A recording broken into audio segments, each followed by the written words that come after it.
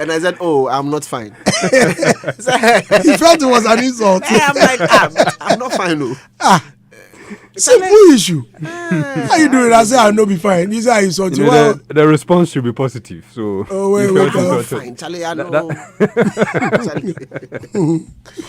Okay, I'm well, but I'm not fine. Hey, simple issue. It is like some pastor, some Yawa pastor for Amitan for Adum. I go there, I see you. Man of God. Good evening. He said, good evening. How are you, sir?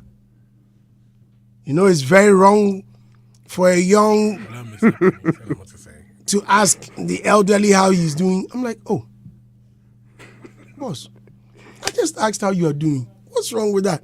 I'm telling you something and you're out there asking me questions. So I went there looking for a remote or something. So I picked the remote too. But as at the exit, I had to go out. Your mind will tell you something. Then I turned around and I came and said, look, come to think of it, you, how old are you? Wait, guys, are you talking? I said, yes, I'm talking to you. I'm asking you, how old are you? You. How old do you think you are to the extent that you can go around parading the streets of Accra, letting people become younger than you are? Why? The guy, I thought, no, he started to laugh. Like, Mentiaze, is it wrong? Yeah, it looks like it's wrong. Especially when the young ask the old. Some just are calling to me. You should rather be the other way. If you are an old man and you come to the hospital and I'm a young man and I ask your penny, how are you? You say, that one will be different. Doc. Okay, I see. Okay, let's start talking. Recently, actor Jeffrey Nortey paid me a visit, and as part of the discussions, he revealed that Nigerians appreciate what he's doing better than Ghanaians. Actor and content creator Jeffrey Nortey made this statement when he visited me. Listen to how he said it. Yeah, so there was a post somewhere, then lots of comments, and everybody was like, dude is funny, this guy is good, this guy... The one guy came to write it. Really? You guys find Jeffrey Nortey funny? Like, all the comments were positive. And this guy was like, no, he didn't say you're a bad content creator. Like, he was like, really, like, are you people doing this? You guys find Jeffrey Nortey funny. Then on YouTube, one guy was like, I think you need to learn from the Nigerians. Uh-oh. Then the next video, the guy came and he was like, you're copying from the Nigerians. People always talk. Your fellow Ghanaians. Yeah. Fellow Ghanaians. Oh, my DM, man. They come to you in your DM. You see, when the Nigerians, I'm not stepping on toes, but when they come to my DM, these are the things they say. Omo, make you not shake. Now we will go blow you. Really? Like, they appreciate what I'm doing. Like, content in Nigeria is a big deal. Okay. It's a big deal. They appreciate it. And so, Jeffrey Nortey claims the Nigerians appreciate him better than fellow Ghanaians. Adam, let me start with you. Hearing this, how do you feel? I feel it's early days, and I see that conclusion as it's hasty, because you see, when he posted, a lot of people were commenting, oh, you are good, and just a comment did not show that appreciation he wanted. And just after that, he became like so sad about Ghanaians. Just a comment. I understand him. Scientifically, that is how our brain is wired. There is the negative bias of the brain, which it highlights negatives, threats, and other things. So it is why we all here can say, Andy Dusty, your shirt looks Andy beautiful. Daxon. Your shirt looks beautiful. All of us. One person will say, this is not nice. And your focus will be on that person. I mean, there is that negative bias of the brain. And that is what played out here. And you cannot base on that one person who said your dress is not nice to generalize to say, oh, we here at HFM are not supportive. because about 5 of us here have said you have a nice dress. So why do you have to base on that few people who have maybe coming at you? However, those who have been coming into your DM Nigerians, how many are they? Comparatively, if you do the empirical analysis of them, how many of them watch your video as against that of Ghanaians? I mean, for some time, Ghanaians have been showing him a lot of love, and I'm sure he can never discount that. But he should rather address those people who he thinks do not praise, what he does. And also, he shouldn't forget that it is not everybody who appreciates you. And it does. Yes, they had issues with him. And see, when you are doing something, you become more disappointed when you have a feeling that everybody will praise what you are doing. Andy, as you are here, there are people who like what you are doing. There are others who do not appreciate that.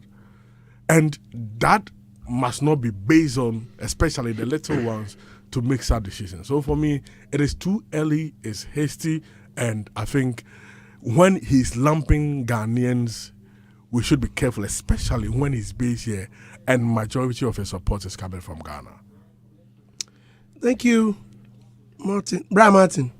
Brandy. That's a strong statement. And I agree with what Adam said. For him to make that point is because he's realized where his work has reached and the comment or the appreciation that comes with it. But you should also understand that, like he said, he got into skits making out of depression. And that is something he found interesting and worth doing when he realized he wasn't getting gigs. And it worked for him, meaning that Ghanaians showed him some love. And so for that skit being recognized, for him being known in that field where he's been, celebrated, even that very day when I got to Kaswa, there are some people who came to me that they really admire his work and they love him so much.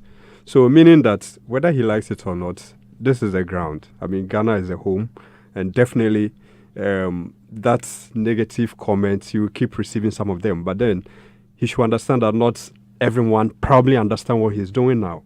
And I want us to kill that Nigerian-Ghana kind of, comparison. It's sometimes gets irritating.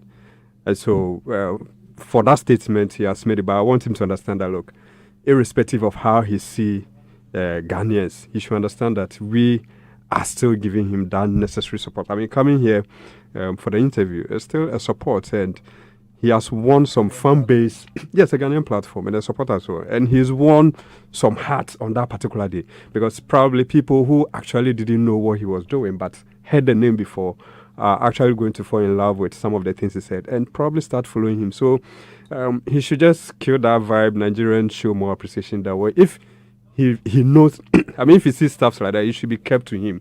He shouldn't say it on a national platform. That doesn't mean that we should gag him or he shouldn't free his mind, but he should limit some of these statements and rather use the opportunity to get more fans or more love from these same Ghanaians. Mr. Clark? Yeah.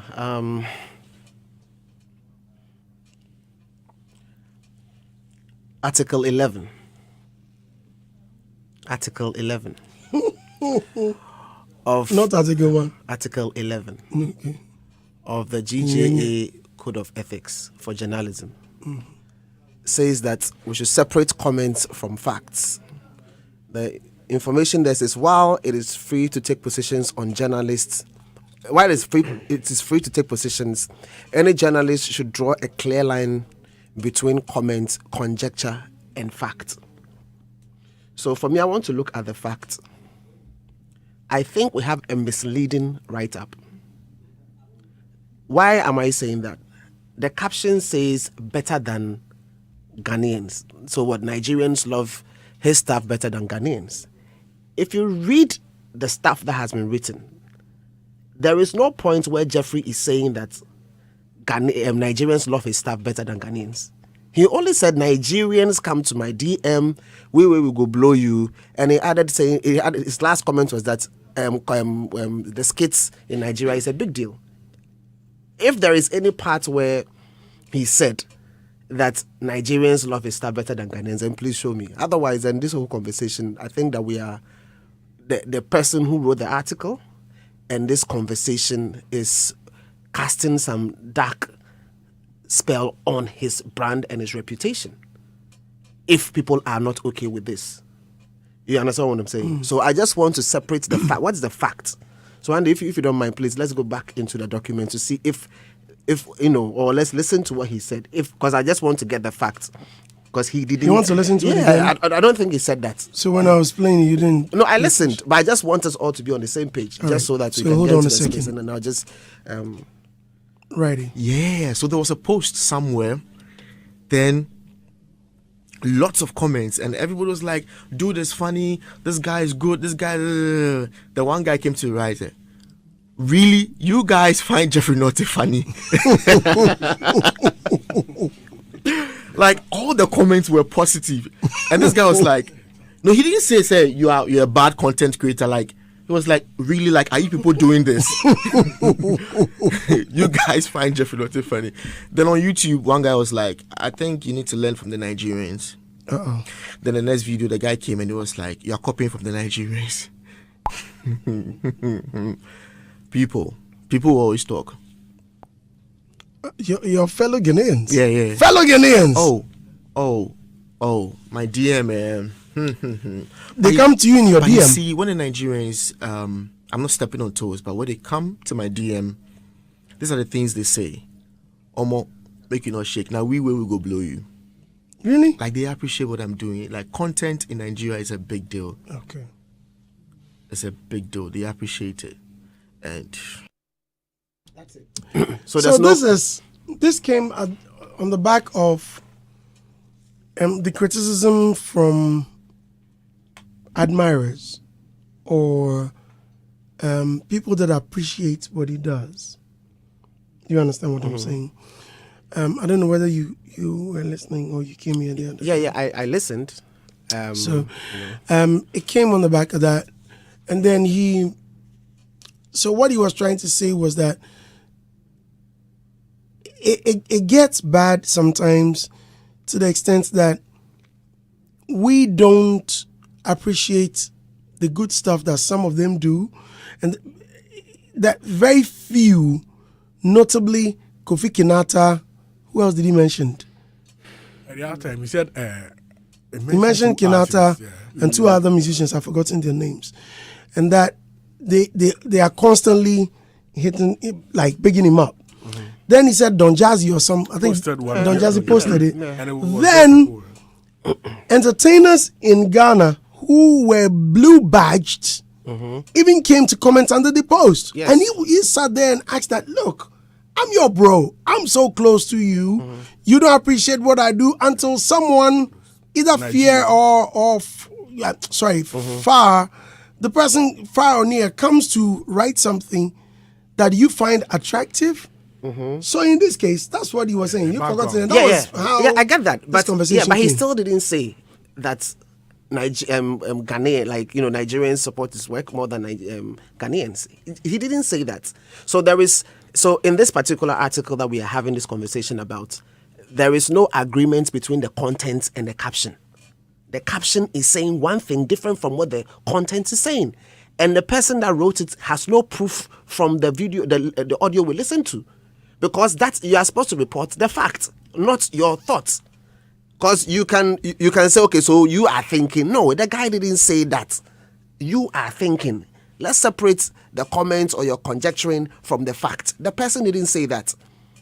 You understand what I'm saying? Because there are reasons, and we can explain why that exists. Don Jazzy, big boy in the game. He posts something. Maybe I'm not following you. Because you are coming up. So you don't have so many people following you. But so they can't even see your works.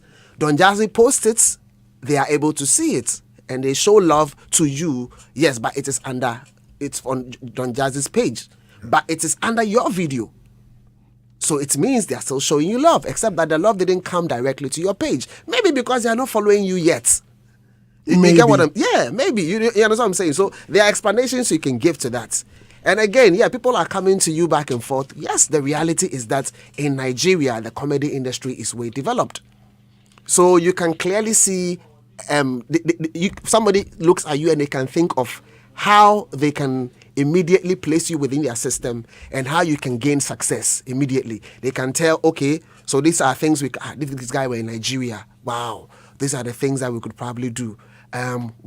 He can get a bigger market. Yes, because the demand already exists, the industry exists, so he can get bigger revenues coming to him. We can leverage off his image and let him do appearances at several programs where he can make money. He can be an MC at a particular program and make money. As a matter of fact, he can even, be featured in movies and he can make more money because remember, Nollywood is big. So there are so many things that immediately they see you, they can tell that if they plug you into their system, this is the pathway and you go become big. But the guy did not say. So I just want us to separate the facts from any form of conjecturing or opinion. The person didn't say it. We can't say he said it. For me, I can't agree or I can't accept that he said it. And that's the reason why I started by quoting this particular article. So that it serves as the basis for my communication. Well, when you listen to the tape, it looks like that's the impression there's created. A background. So here we are commenting and we are discussing. Robert, so we can lay emphasis to some of you can try to draw some conclusions because there is a certain background as to where he's coming from regarding Don Jazzy, Ghanaian celebrities and others to this point. Because if he feels that a lot of support has come, why is it that in the DM, I'm sure it's not only Nigerians who are in the DM, so he could have as well talk about the Ghanaians who are in his DM praising or saying good things. So we can make an inference. But check this out. When somebody is being interviewed, yeah, the conversation is directed by the nature of the interview. Yeah, because it's not like the person is coming to give his own well thought of statement about who is coming to my DM. Of course. And when he was pinpointing the kind of people who were passing remarks, I'm coming 1 second. When he was pinpointing the people who were passing the remarks, he didn't mention which country they were coming from. Yes. You understand what I'm saying? Yes. So all but I'm saying is, DM, yeah, but he mentioned what happens in the DM. Yeah, that's fine. In with the bad nut, it was Ghanaians. With the DM positive Nigerians, yeah, you can make an inference. Especially but he didn't. Yeah, but that's what I'm saying. That is you. Your inference. To him. Yeah, exactly. That's all. That's my so inference. Yeah, but you can't write. But journalists are supposed to write. No, the writing. I'm not talking about. Yeah, so that's what I'm saying. Let's pick this. Let's have what is. If you are talking about this, yeah, let's say that okay, this is the fact, and this is what you want to say. Exactly. Then we can separate the two and say, okay, this is what you want to say, even though this is the fact. Me, I wasn't so bothered because I was here in the studios. Oh, for me, it's very important because every now and then people write things about people. I've had people, people write things. Some of them they are not accurate, so I have issues with that. So I just want the facts to be put out there. And again, in addition to that, look, Nigeria is what's the size of Nigeria? Over 200 million. Yeah. Yes, that's like times 7 of Ghana's population. So if you check the ratios, at the end of the day, if it's very, very well developed there, you're likely to have many more from that particular area, saying hello, hi. So if, let's say, Ghana, one person says hi, and you have 7 people saying hi from that is Nigeria. even not empirical. It's not. It's not. Yeah, assuming. Yeah, so I'm just assuming. Assuming if you have 3 people say hi from Ghana, and you have 21 people saying hi from Nigeria, then evidently you would think, oh yeah, you're getting more love. Yes, that doesn't negate the fact that you have support home. Exactly. Yeah. But what I'm saying is that he didn't say that. Yeah, because there are ways we can explain the situation, but I just think that we should be able to call certain things out. I don't like the journalism in this particular area. The conflict is there. Hits 103.9 FM. I have a message for Martinez from Attractive Mustafa of attractivemustafa.com. He says, please tell Martinez we can't kill Ghana-Nigeria comparison because we have equal talents to what they have, but they are doing better than us. So by comparing positively, we learn and we grow from it. Great show, Andy. Who will be bigger? Martinez, you have a missed call. Kwabnenie says, Andy, the gentleman has nothing to say. He didn't leave on a good note. He's acting as if he get a good story to tell and that he wants to protect Kewa's image. It's unfortunate, but such attitudes go a long way to hurt upcoming artists. Do you have anything to say about this last meeting, or we should move on? Oh, for me, Adam will talk.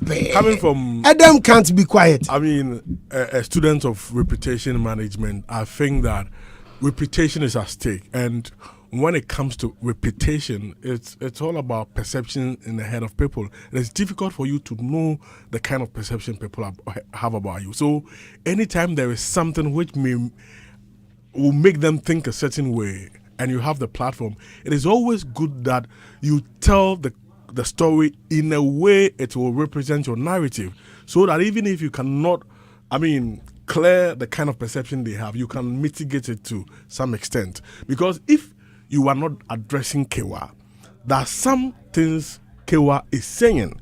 So you can look into some of the things, and if you think they have been misrepresented or it's been said skewed against you, you can find a way to respond respectively, to still not go like you are bantering him, but make your point to have a good perception in the hearts of people.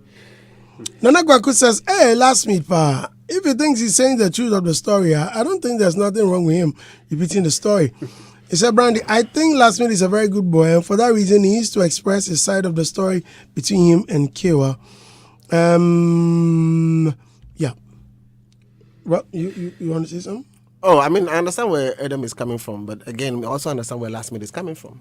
Because while you do not know what exactly he's about to say or he would say, at the end of the day, if he feels the timing is not appropriate for him, it is his call. It may be for you, you may feel he should say it, but if he feels he can't contain it now, or the focus of his life and activities with respect to media should not just be about this, then he's got the right to do that.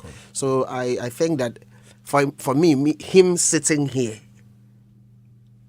interviewed by the Dusty, and the Daxton, and still, crack.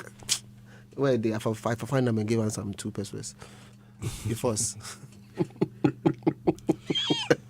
But the funny thing too is that his fans probably want to hear something from him because probably they are worried. Yeah, that one may be true. Yes. So if he doesn't say anything at all, then his brand is somehow going to suffer.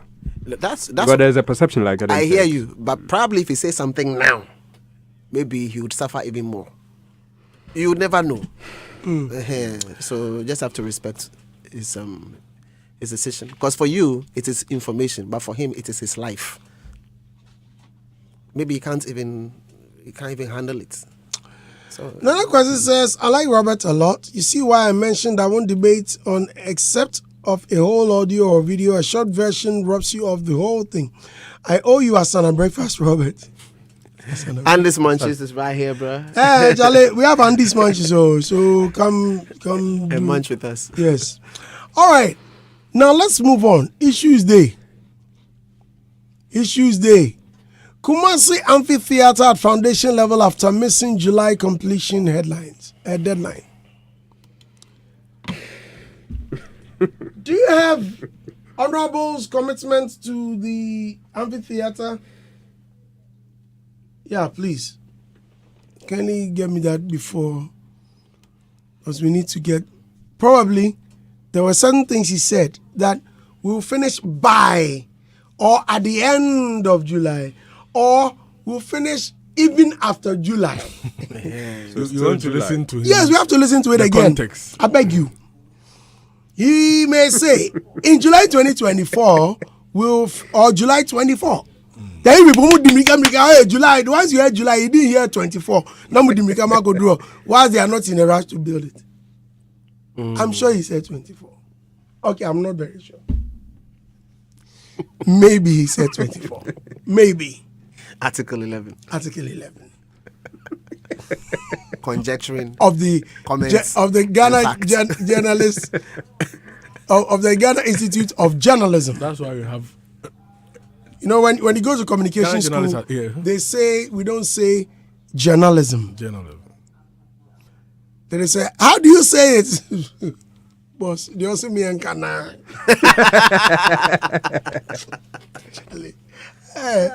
Communication school, Charlie. Kumasi Amphitheater at foundation level after missing July completion deadlines. Joy News checks at the construction site of Ghana's first amphitheater in Kumasi reveal a structure at its foundation level after its later 3-month completion date expires. This date of the project goes contrary to the government's vehement assurance of commissioning the edifice in July this year. Love FM's Emmanuel Brightquick, who assesses the progress of work of the projects which have already missed completion deadlines. Please listen. We say in the name of the Father, Son. In April this year, when he cut sword for work to begin on the construction of Ghana's first amphitheater, Deputy Minister of Tourism, Arts and Culture, Mark Okrekomante, was emphatic on completion date. Any moment from now, we are cutting sword in the next few minutes. By end of July, it should be ready.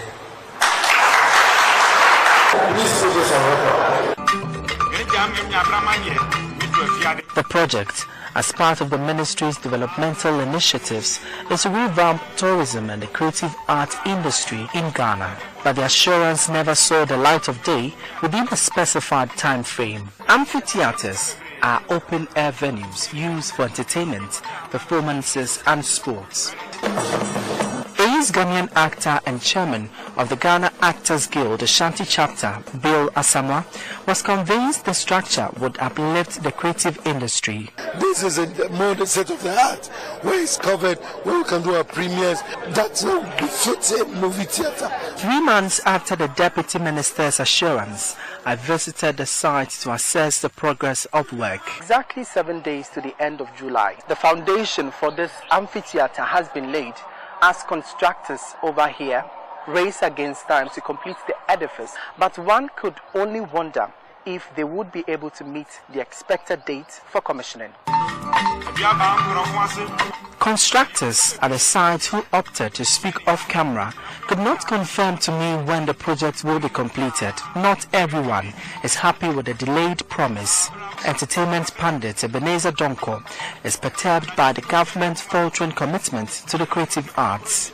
The first one that they promised has not even actually taken any shape. So what's the guarantee that we're going to have those 5 in the year, and by 24 we should have all the 16 regions have amphitheaters? I mean, come on. I don't think anyone can actually justify this. So obviously it's a deceit. With hopes of salvaging Ghana's struggling creative arts sector, it was expected that the first of the 16 edifices located at the Kumasi Cultural Center would soon be completed. For Joy News, my name is Emmanuel Brightquick. Daybreak Hitz. Okay. This is it. Talk. Okay. I think you are so close to the microphone. If I don't allow you trouble, talk. It's worrying, Andy, especially if you check the history of the theater issue regarding Kumasi. In 2016, the manifesto, it stated that we will pursue the construction of modern large seating theaters in every regional capital except Accra, beginning with Takoradi, Tamale, Kumasi, as well as setting up additional copyright office in Tamale to cater for the northern sector, in addition to Kumasi to the existing ones in Accra. Now, within 2017-2018, we saw the former minister, Catherine Afriko, #1 in the company of Same Flex and Sokre Safo in Kumasi, and the report was that he was going to explore the possibility of partnering government on a PPP to put up a theater. Then the issue of renovation of the Apatakese also came in around 2018. Then putting up another edifice, because at that point there was 2 conversations from Catherine Afriko as to a renovation going on at Apatakese and promising that there will be a new ultramodern theater built, but it's like the renovation at Apatakasi was like an addition to that. It didn't see the day of light. Then Catherine leaves the scene. Barbara Otinjesi comes. She goes to Kumasi in the company of some people, including the MC at the time, to sign an MOU with a Chinese company that they are going to build a conference center-like facility in Kumasi. Now, as a result of that, certain things happen. And when Mr. Marco Kweku-Mante went to Kumasi to deliver this address, he made a pronouncement which goes to address the fact that there has been a lot of promise and fail, and that caused them some sort of stress in the 2020 elections. Now, if you look at Ashanti region, that is Kumasi. Kumasi is one area the New Patriotic Party, of which Honorable Mark has been appointed as a minister, do not take for granted, because in the last election, Kumasi, Ashanti region gave the NPP government 72.8%, over 1.7 million votes, which was very crucial in determining their election victory. If you have a town like this, you do not play with the town. Now, what makes you think they're playing with the town? I'm coming. No, I'm asking. From 2017 up to now. Now, when Honorable You've not answered my question. I said you should not play with. That's what I'm asking. It's a caution. You said you do not play with the town. It's a caution. It's a caution. Please let me put this out. That on Monday, well, tomorrow I may not be here, but on Monday, we'll speak to a representative from the Ministry of Tourism, Arts and Culture, and find out what the challenge had been and why they couldn't erect the edifice as promised. Yeah. So, I mean, in having such huge numbers coming from there, if you can, quickly, summarize, they are big stakeholders. 10 minutes. If you look at what we call the power index matrix, where you check stakeholders and all their levels in terms of how you should treat them, it states that you have some stakeholders who have high interest. Some have high interest and high power. Some have low interest, low power. If you have a stakeholder who has high interest and high power, you should always inform or get closer to the person, manage him closely, give him information, because those people with high interest and power can influence decision making. Now, when he was cutting sword, before they went to the grounds to cut sword, they organized a press conference. And at the press conference, this is what he said. When he said they were going to build it in 3 months, people started clapping. All of a sudden, there was some murmuring in the room. So this is what he said. Politicians, yakayehu. Then the people started laughing. Then he comes again. I repeat, we are cutting this sword in the next 10-15 minutes. And in July, and he mentioned the year, 2023, it should be ready. Then the people started clapping. Then he asked, did the media take this? This one, please put it on record.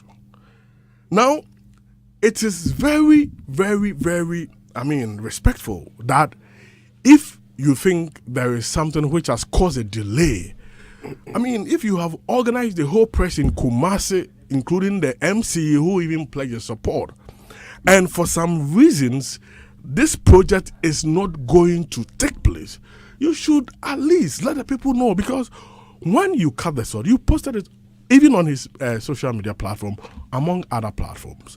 But when the deadline was not met, because there's credibility, trust issues at stake, considering the history. So I think that as a matter of urgency, the ministry should come out or still organize a press conference like they did to let the people know, because the people are stakeholders, in order for some trust and credibility to be restored. Mr. Clark?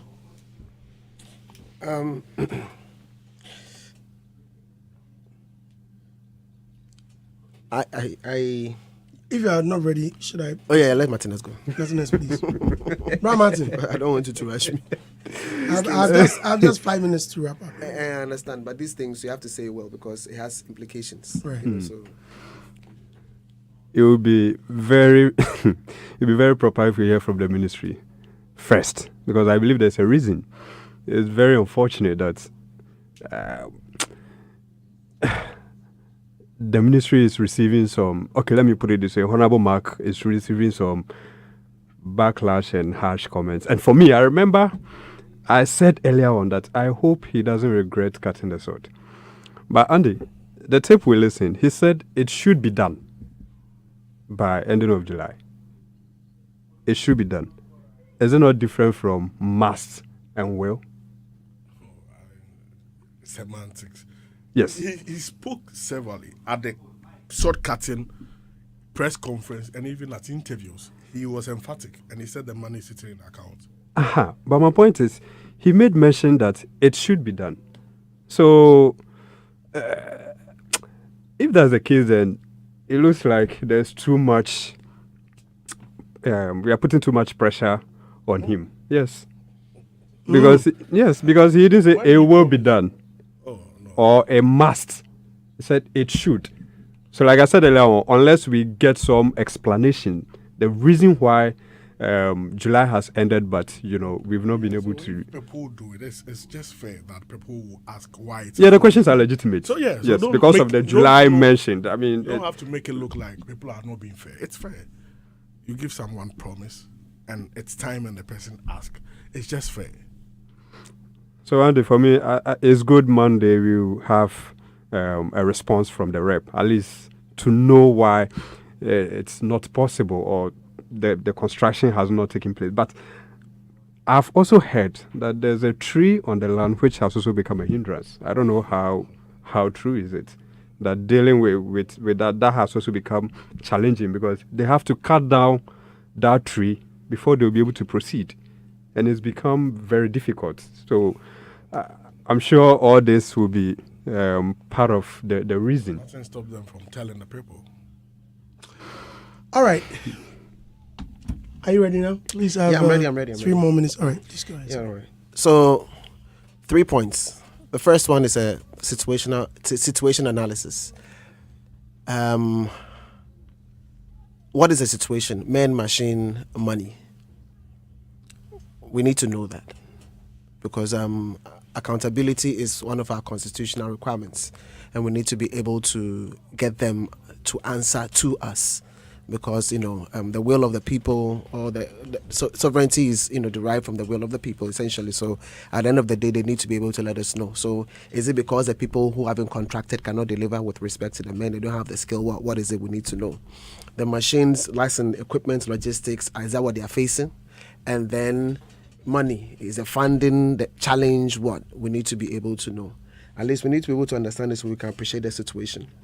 Now, my second point is about the management of the reputation. The history has clearly been given, and it doesn't really show a good track record when it comes to promising and delivering. You understand? And so you want to be able to, in situations like this, you want to be able to manage your reputation.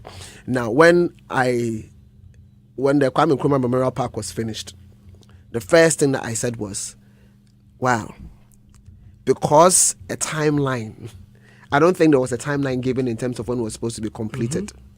And so people's expectations were at rest, managed.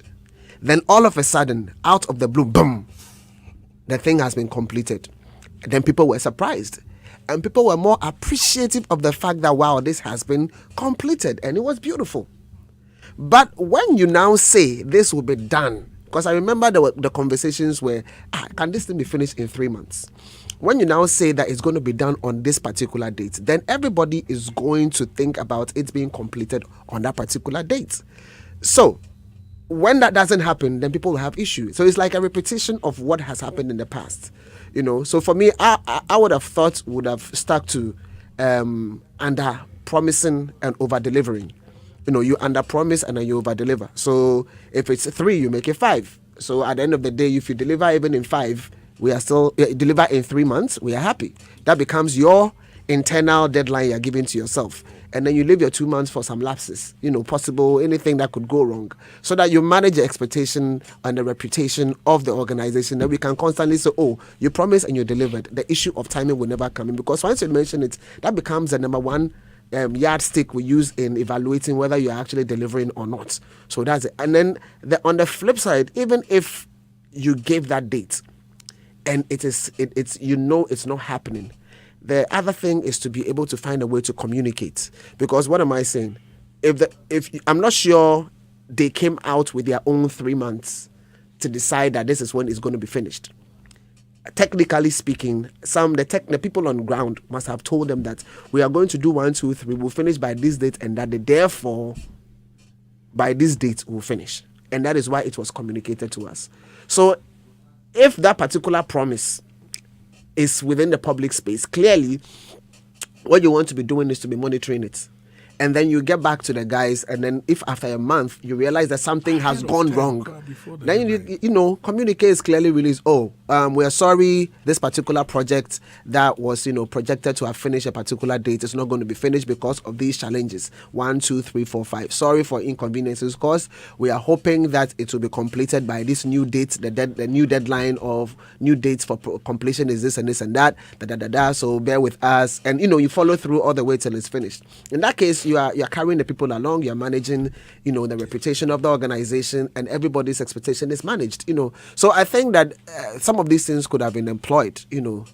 So, however, really, I don't think it's too late. Oh, yeah. Once the promise has been made, if funds have been released, clearly we would still want to see it happen, because our focus is for the edifice, not necessarily the promise. We want to see the structure. So it will be good to be able to get some information from the ministry as to really what is happening on the ground, and what the new project's timeline is going to be. So my last point, I want to say kudos to the journalism that is being done in this particular respect. Yeah, the fourth estate is one of the reasons why media platforms exist: information, education, entertainment, and the fourth estate. The fact that we need to be able to hold the government accountable. Probity and accountability is a constitutional requirement, and we need to be able to do that. So I'm happy that our eyes are wide open. We are following what they are saying like it's Bible, and we are reviewing it to be sure that at the end of the day, this is what you said and this is what has been delivered. So clearly, what has been said plus what has been delivered, it don't match. So we are just asking for it to be, you deliver what you are saying. That is all, really. So kudos to all the journalists in this particular space doing the most. Thank you very much. Thank you, Mr. Clark. Thank you, what do Adam. you think, though? On Monday, we'll speak with the ministry and find out. But just as the semantics were mentioned, should be finished by but the date was given. Must and should. What has that got to do with this? Because he said should be finished or must be finished. Yeah, the key word here is finished. And it's not. And no, it should is even it's complete. So that's that. My opinion is that it is not, and it is not what good. Thank you very much for listening. Thank you for coming, Martinez. Thank you, Robert. Thank you, Adam. And thank you, my dear listener. DJ Black is so fired up and playing you all the hits. All right. Heritage Christian University is calling. They are just around Amasaman behind the Olympic Stadium. Please call them on 0547 777 731. 0547 777 731 or 0202 298 399, and they will sort you out. All right.